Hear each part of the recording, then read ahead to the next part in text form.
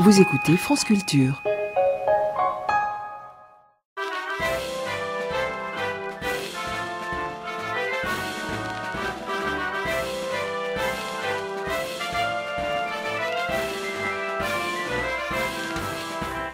Ça ne t'aura pas échappé, Simone, les élections présidentielles de 2012 approchent. Bon, pour être honnête, il faut bien dire que ça fait déjà longtemps qu'elles approchent. Depuis le Big Bang, en réalité, elles n'ont jamais cessé d'approcher. Mais aujourd'hui, elles approchent encore plus. Elles approchent à plus grands pas. Elles ne sont désormais distantes que de quelques 19 mois. Autant dire rien. En France. Ah oui, j'ai oublié de le préciser, en France. Or donc, voilà ces présidentielles qui approchent, et je vais te donner mes 3 favoris, et si tu le permets, je te dirai ensuite lequel ou laquelle des 3 a ma préférence. Dis toujours. Mes 3 favoris, ça ne te surprendra pas, sont Valérie Prigent, Arnaud Mougin et Muriel Fontanassi. J'ai cru un moment aux chances de Pascal Van der Ren, mais je n'y crois plus. Il s'est disqualifié à l'occasion de son bref passage au ministère de la Santé, quand il s'est montré incapable de gérer la fameuse affaire du métaproxyl. À mon avis, Van der Ren n'est pas définitivement hors course, mais il lui faudra attendre 2017. Ce qui n'est pas insurmontable, puisque déjà, les élections présidentielles de 2017 approchent. En France. En France, oui. J'ai cité Valérie Prigent en premier parce qu'elle est la mieux placée.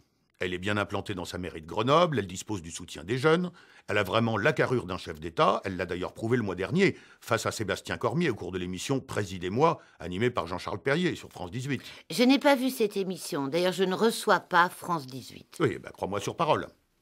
Derrière Valérie Prigent, je place à égalité Mougin et Fontanassi.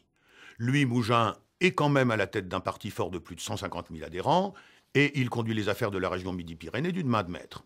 Certes, il a failli déraper quand le journal People festif a consacré un reportage à ses vacances au Kenya. Mais je pense que cette histoire est oubliée.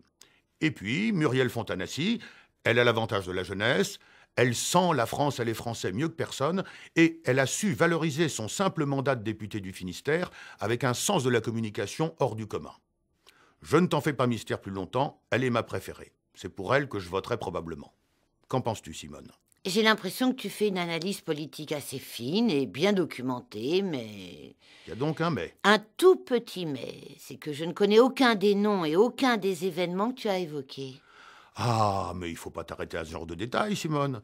L'essentiel est que la profondeur de mon analyse t'ait sauté aux yeux et que tu sois sensible par ailleurs à mon honnêteté et à ma franchise. J'aurais pu dissimuler mes penchants politiques, afficher une neutralité de façade, une feinte impartialité, au lieu de quoi je t'ai déclaré ma préférence sans détour. Justement, tu ne crains pas qu'on te reproche une prise de position aussi radicale sur une radio du service public ? Je prends le risque, Simone. C'est aussi simple que ça. Je prends le risque. Chapeau.